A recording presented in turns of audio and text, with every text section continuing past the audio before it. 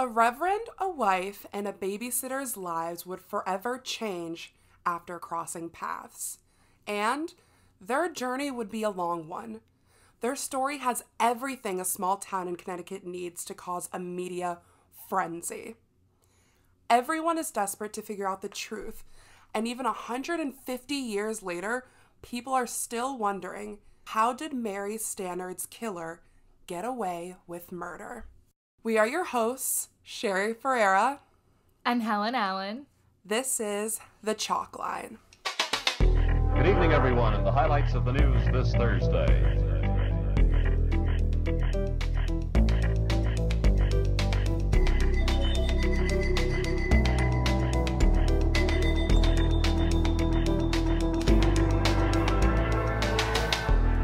It's 1878 in Madison, Connecticut. Whoa. 1878. I did not expect that. No, I know. When we first talked about it, I was like, yeah, it's in the 70s. It's 1800s. It's 1800s. Oh my God, I made fun of you because you go, it's in the 70s or the 1800s. And I was like, the 70s or the 1800s? You've got to be more specific. It was like somewhere in the middle, 1878. Okay, 1870s. Yeah. Gotcha. At the time, the population only stood at around 1,600 people. In Madison? Yeah, in Madison, Connecticut. Okay. And our story starts in the spring. And the local reverend needed a babysitter. Reverend Herbert H. Hayden was born in the 1850. Not in the 1850, he was born in 1850. We don't know how to talk about the past. Yeah, ever. Not this old. And so this makes him, at the time of our story, 28 years old. He's had a good life from what I could tell about his autobiography that he goes on to write. He had working parents, grew up in Taunton, Massachusetts, and interestingly enough, he describes his, calling to be a reverend as one that he absolutely did not want. Interesting. Apparently, he was very adamant about not serving, quote, the mighty one, and was actively praying against it. Oh my God, not him praying to God that God would stop loving him. Exactly, but, he's like, God, please, pick someone else. Oh my God, what do I have to do? The opposite of a pick-me. He's treating God like that crazy ex-boyfriend. Oh my God. Right? Don't stop calling me, but what are you doing? You know? God, why are you calling on me constantly? He was, so you could tell he was, he had a lot of stuff going on. But somewhere along the way, it was undeniable for him, and he goes on to become a reverend.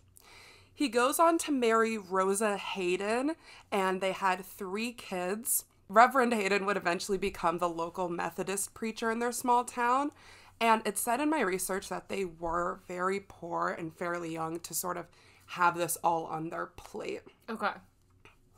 Like I said, it's spring, and the Haydens really wanted to go out to have an oyster dinner, something I know you would, love. Yes, but not them being bougie while being poor. Mm-hmm. Oh my God, right. Who am I to judge? That's my life. They were making it work. They were making it work. But, they didn't want their kids there, and... Can I actually say something really weird and off topic? Yeah.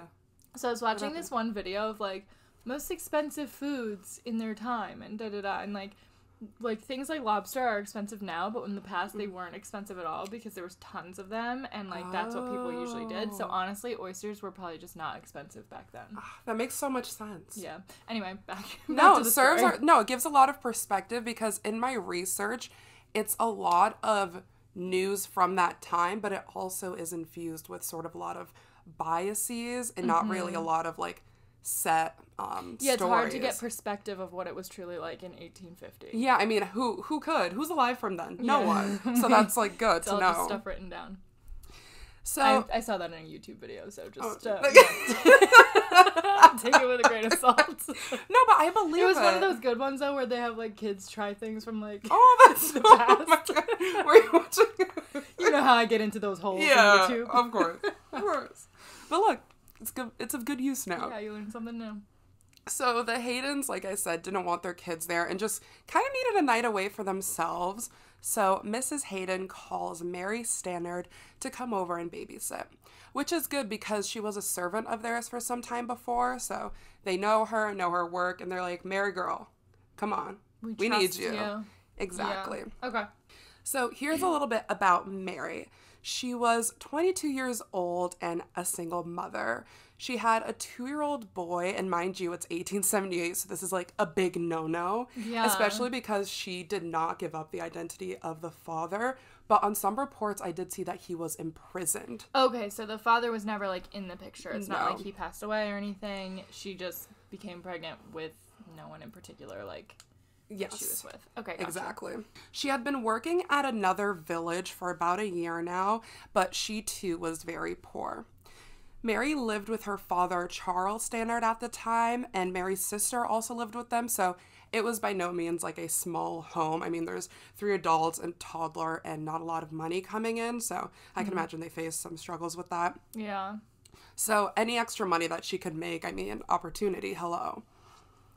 It was also said that Mary had a close relationship with her sister, and they just were like one big family. I mean, like I said, I'm sure they struggled a bit, but it was all love, and they were making it work. Cute.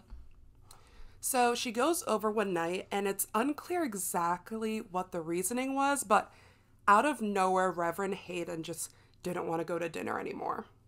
Okay. But, so did he, like, cancel on her? The babysitter? No, Mary still came over to watch the kids. I guess they just wanted to not have to watch over them and did another thing. It wasn't clear what they It's did like an exactly. at-home date night or something. Yeah, that's what I'm guessing, but it was very He's like, weird. you know what, maybe oysters are expensive. Yeah, he was like, you know, maybe we could just stay home and have Mary come over and it could just be about us. Okay, gotcha. Something to that effect, at least. Months go by and it's September 3rd, and Mary's dad is a little worried. Nothing too concerning, but Mary had said that she needed to do something earlier that afternoon, and she wasn't back yet. Mary had told her dad that she was going out to collect berries, like blueberries, in the woods, because, like, what the else would you do in 1878? Literally. Like, she was like, Dad, like, imagine going to your That's not how I picture 1878. Oh my, like, right, being A like, bonnet and, like, collecting blueberries. she wore a bonnet. She wore I'm a sure huge she sunbonnet. Like, I'm factually. sure she did. I can see it right Oh now. my god. Wait, I have a question. Yeah. So, what does that one night have to do with this now? It's just to sort of say that she did know Reverend Hayden and Mrs. Hayden. I mean, they did have a sort of relationship, and it'll play a lot into our story later on. Okay. Yeah. I just didn't know if I should be, like, specifically remembering that it was oysters. I mean, that's ingrained in my head now. Oh, because you love oysters.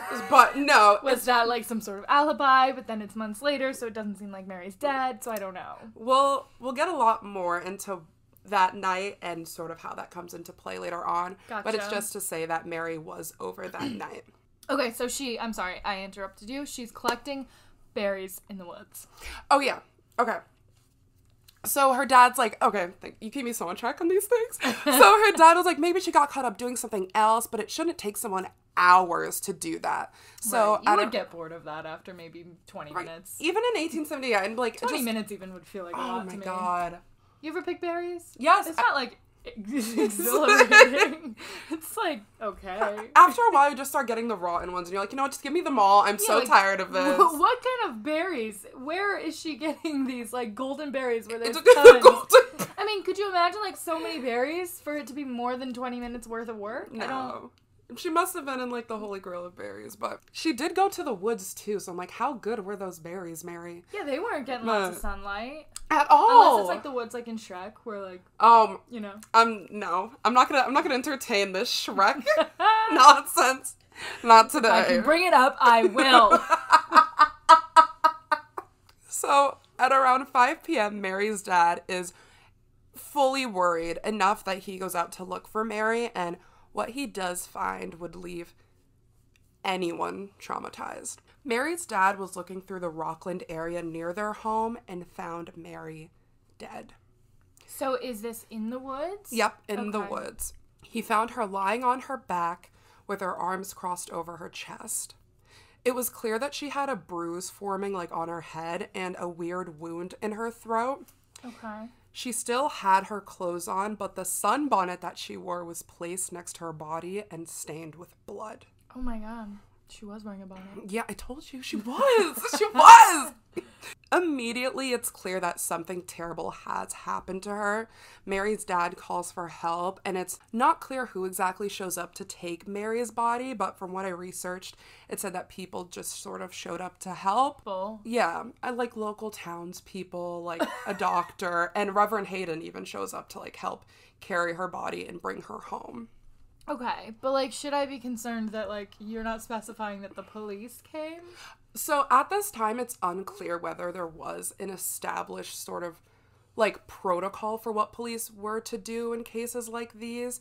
It is noted that they do have a judge and trials and police officers, but I don't know if they really had a sort of like decided like if a crime occurs, police are going there, or is it a doctor's thing where someone is sick and something like that does need medical attention, you know? Mm-hmm. Okay, I see.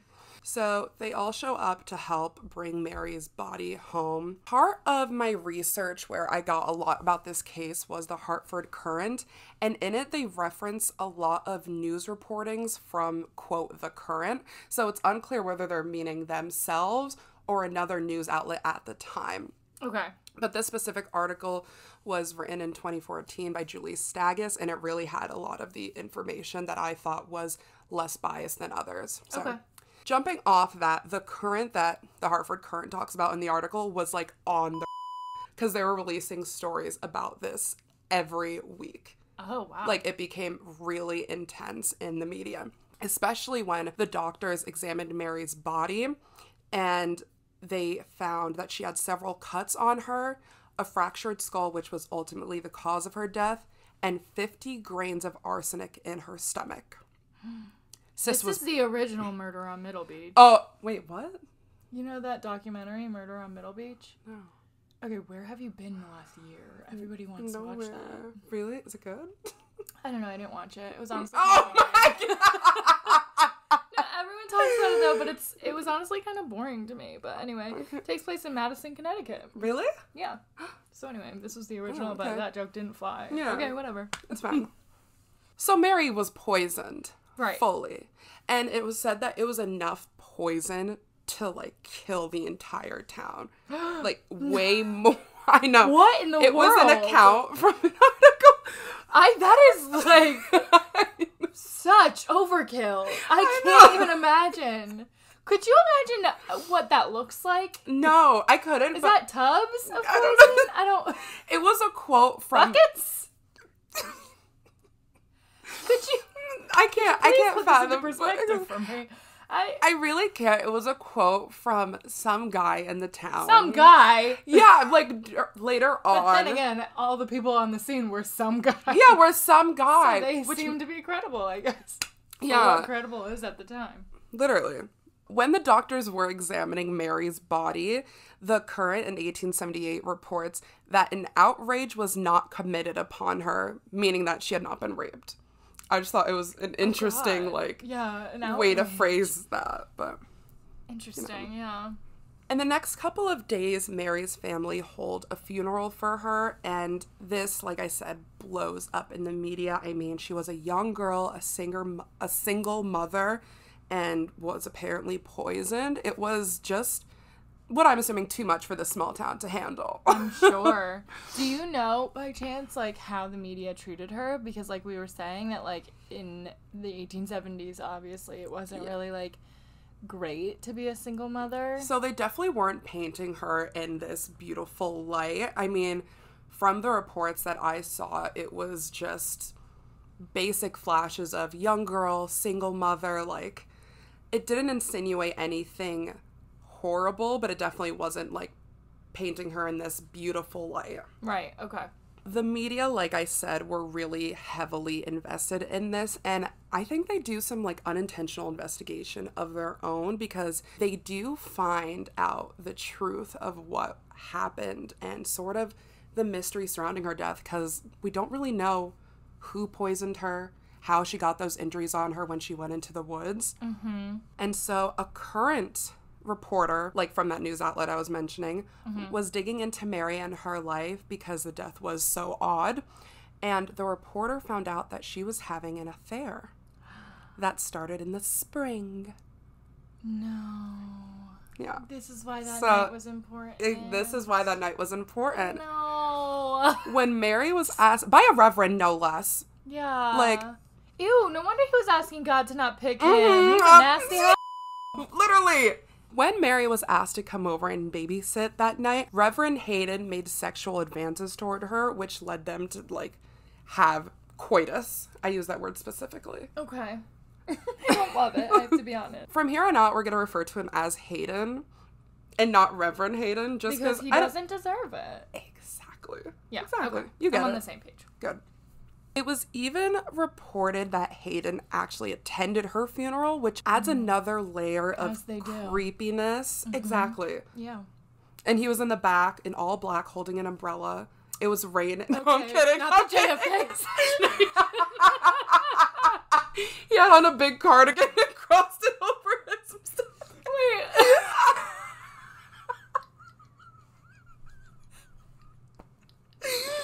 I love it when you think of, like, in the back with the umbrella and it's raining. I know you were thinking of, like, a scorned lover. Yes. But me, I was like, oh my god, the guy with the umbrella at the JFK assassination. Oh my god. This is, like, the difference between me and you. Yeah, it perfectly describes our personalities. I'm like so drawn, and you're like, no, back then when JFK was assassinated. Back then. JFK was not in the 1870s. Well, it's still pretty old. I mean, okay. It's not close, but not me whatever. aging JFK. I know. How old? When do you think he served? My best guess. I want to say like 1950s. Okay, that's better than I thought. Really? Okay. Yeah, for sure. Okay. Wow. I'll take that. Pat on the back. I'm gonna look it up just to have the exact year so no one's like, Helen, you didn't even know it, did you? Yeah, it was 1963. So like late 50s and then... Not me being the history buff of this podcast. Hello. When Hayden was at the funeral, it was very creepy for some. Like, this man of God is sinning, and if the story wasn't already crazy, it gets lit up in flames now, because when this comes out, people start speaking on their affair. And quote, some of the spectators thought he betrayed unusual emotion. The circumstances of the murder were so overwhelmingly against the clergyman that surprise was expressed that he was not at once placed in custody. Apparently, rumors spread around the town, whether that be by the purported things that Mary was saying, because like I said, some people say that she was saying this around town, or if it was just people accusing him out the gate. But a lot of people were surprised that he wasn't arrested immediately after, because everyone knew about this. Interesting. Just 3 days after the murder, Hayden is arrested, which I think was heavily influenced by people's speculation and just the media, and also because Hayden couldn't verify where he was at the time of Mary's murder. Oh. I mean, no one knew where he was, and this was enough for police at the time. Or law officers, as they were called. Yeah, I mean, like, why wouldn't he be able to verify that? Like, he has a family, so, I mean, I know as, like, a parent, I'm not personally a parent, obviously, but I know as a parent, like, your whereabouts are pretty, like, known most of the time, because if you're not with your kids, you, like, arranged your kids being somewhere else, so, like... Exactly. You know what I mean? And like, because it's not like he'd just be like, I don't know, that's weird. What was I doing? And because he is a reverend, I'm like, most of your time is spent with the congregation regardless. So it's like, you're that your kids are at the church. So it's, why are you being weird about this? Where do you think you could be, sir? Exactly. Like, you're a grown man. Options are limited. Very. Whatever. This guy's sketchy as hell. Very sketchy.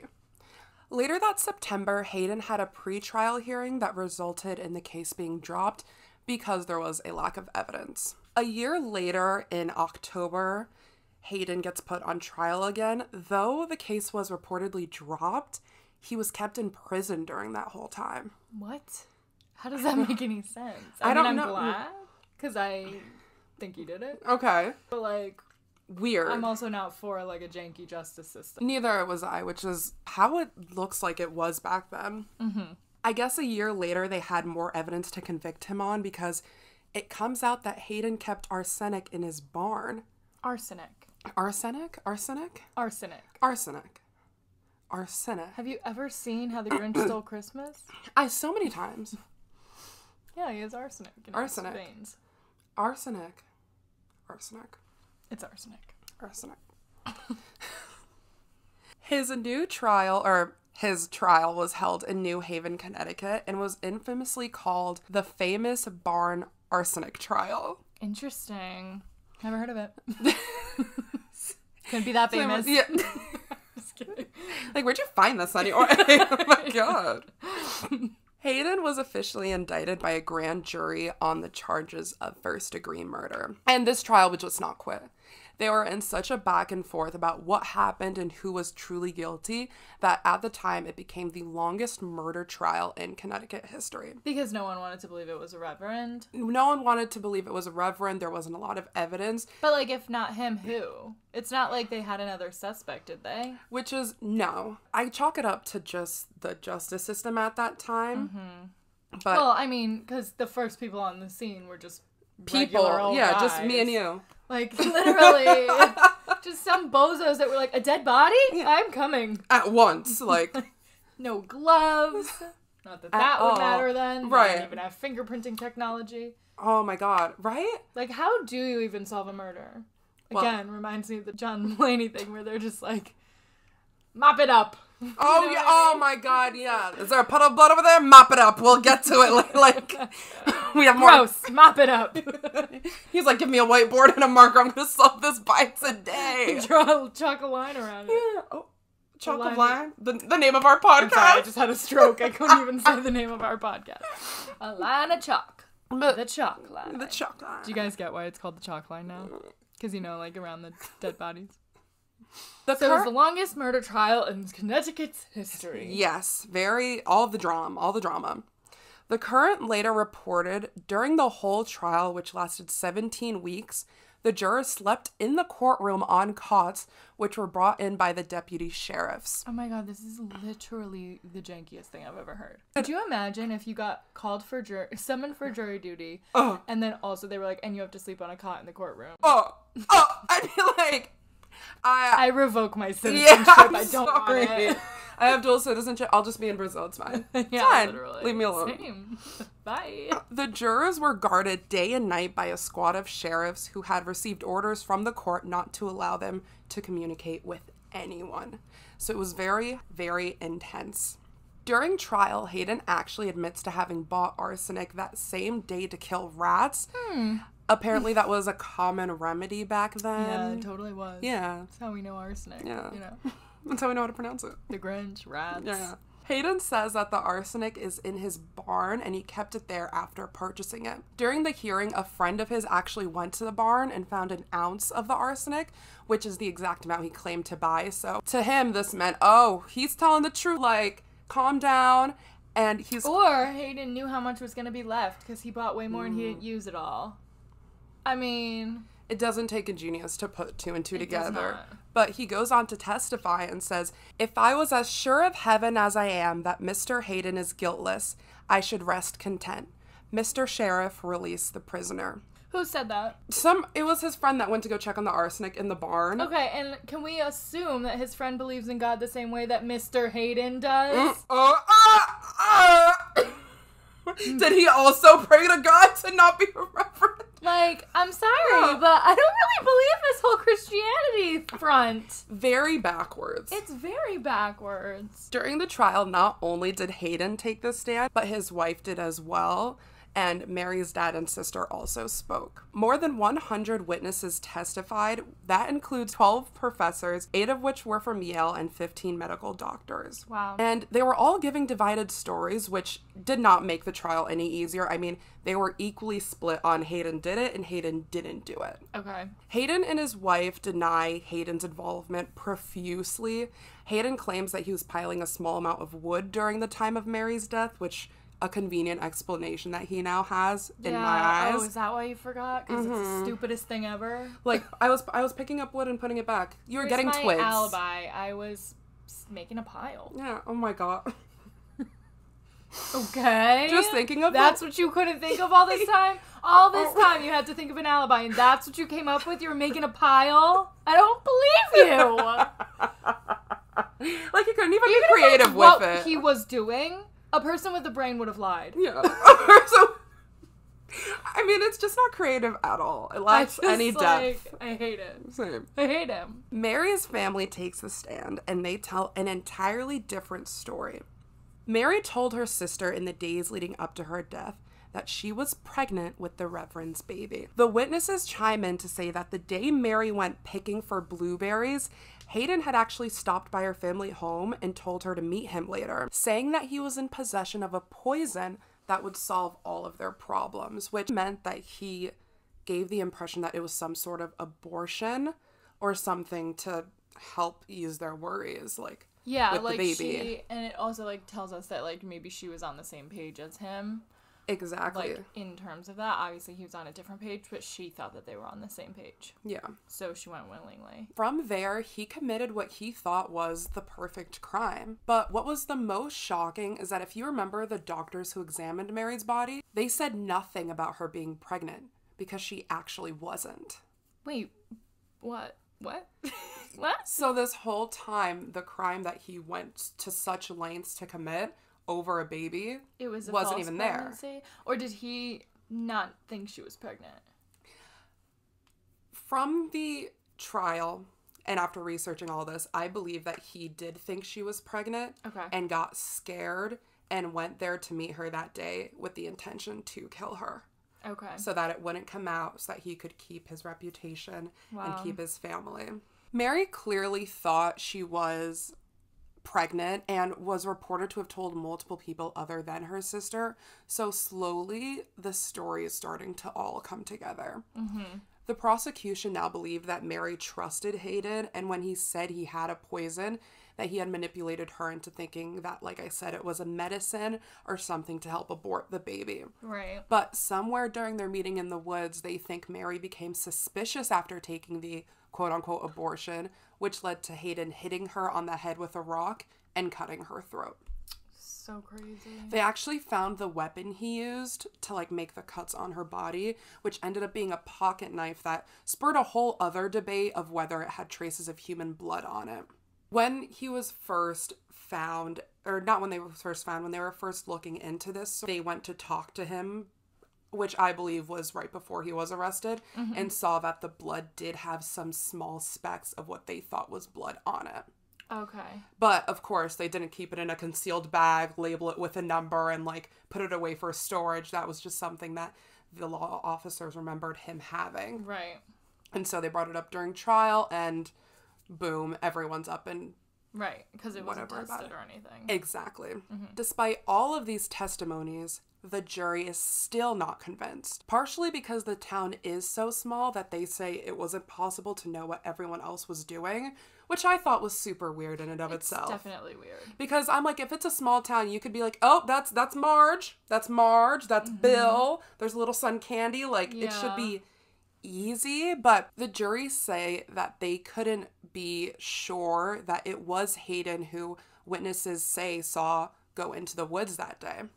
January 19th, 1880, this is now 4 months after the trial started, and after 82 hours of deliberating on the longest murder trial in Connecticut history, they had a decision. It really didn't need to be this long. It didn't. Yeah, I'm just it's stressing me out that it needed to take this long. The jury was composed of 11 people who all but one of them acquitted Hayden. This guy, David B. Hotchkiss, was the only one who was persisting Hayden's guilt. Love him. He was like, guys, come on. And he actually is guilty. And he actually had 2 or 3 people who agreed with him, but at the end they sort of gave in because of what I assumed. They sort of succumbed to this long trial and was like, you know what, he can't be guilty.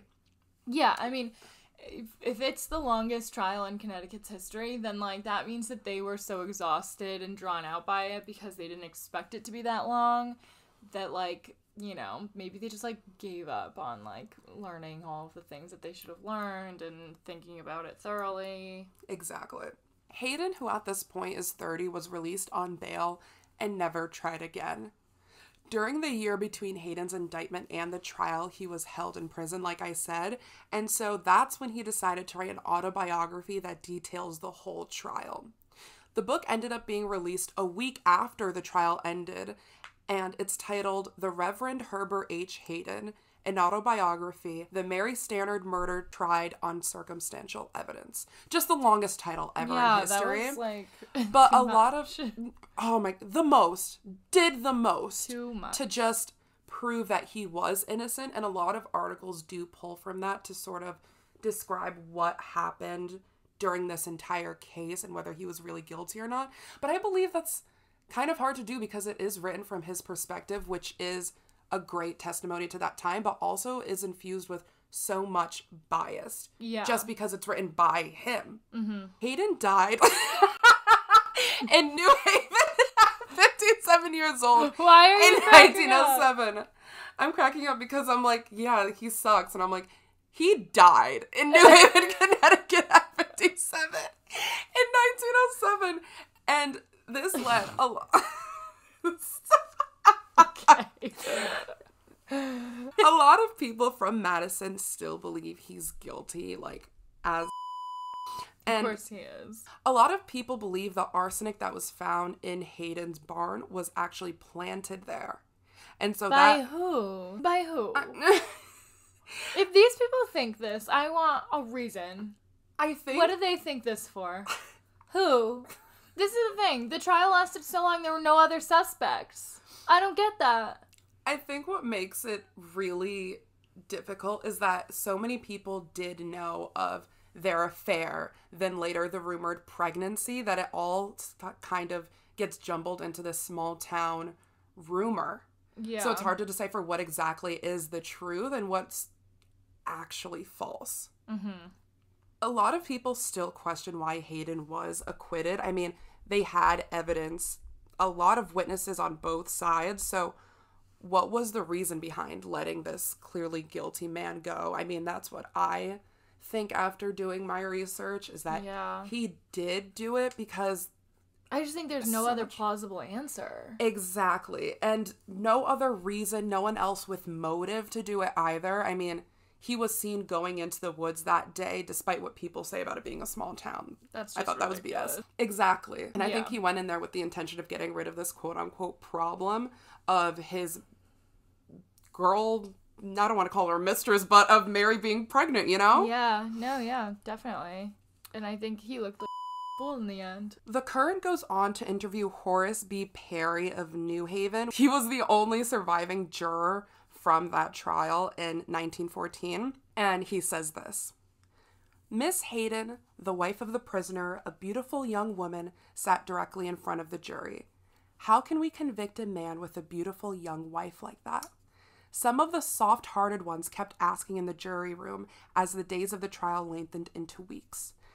Perry said in the Current's interview with him that the evidence, the eloquence of the array of legal talent, and the cold charge of the judge counted little against the charm and magnetism of the wife of the minister accused of murder. I truly don't understand that. Get angry. If he had a beautiful wife, then that's more of a reason to convict him because he might kill her next. I thought you were going to audacity. But it comes out slowly that Miss Hayden was the key to seal the decision for the jurors. Apparently, she was winning the court over with her appearance and her truthfulness, and it came down to, could they believe Mrs. Hayden? Like, it completely threw out any of the evidence, any of the witnesses, and it just became about her truth. And forget about Mary's. Thanks for listening. You can catch us on Instagram at The Chalkline Pod, Twitter at The Chalkline Pod, and follow along with our YouTube channel. The link is in our Instagram bio. Tune in next Thursday for another story.